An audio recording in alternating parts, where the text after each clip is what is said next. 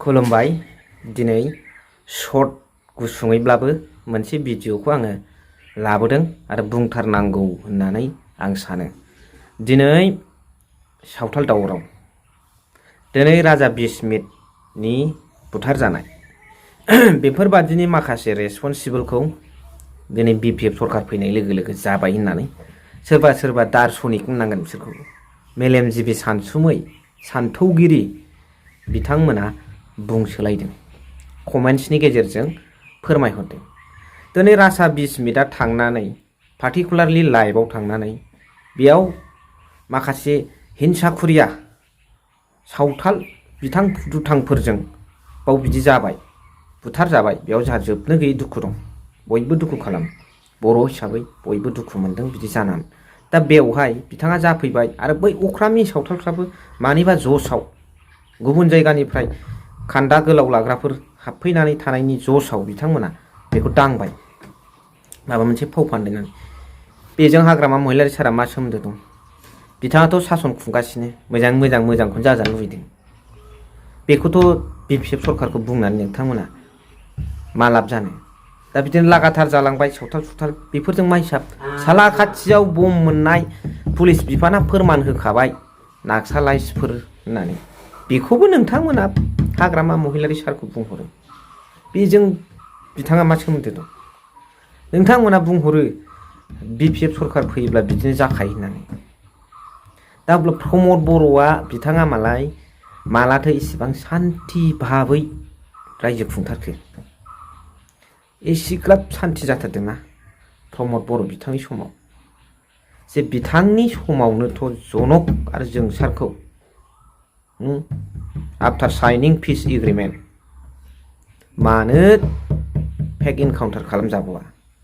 जुदा एकर्डबा आलदामोन, पिस एकर्ड जाखांनायनि उनाव मानो जनक आरो जोंसारखौ इनकाउन्टार खालामा? प्रमद बर' बिथांनि सासननि समाव जब प्रमोद बोरो जी शासन में था तब जनक और जोंसार को फेक इनकाउंटर में मारा गया था। पीस एग्रीमेंट होने के बावजूद भी उन लोगों को मार डाला, वो भी फेक इनकाउंटर में। कितना शर्मनाक, कितना शर्म की बात है। बेखौ जोङो बुंगुलायना, पाब्लिकफ्रानो बिनि थाखाय विटनेस दङ, पाब्लिकफ्रानो बिनि थाखाय फोरमान दङ। इसके लिए पब्लिक ही काफी है विटनेस।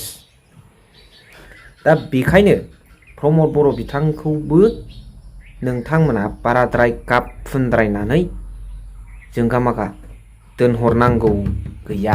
रायजो राजाफ्राबो साखि हिसाबै दं। दा बिथांनि समावनोथ'ना हाजार हाजार बर' आइजोफोरनि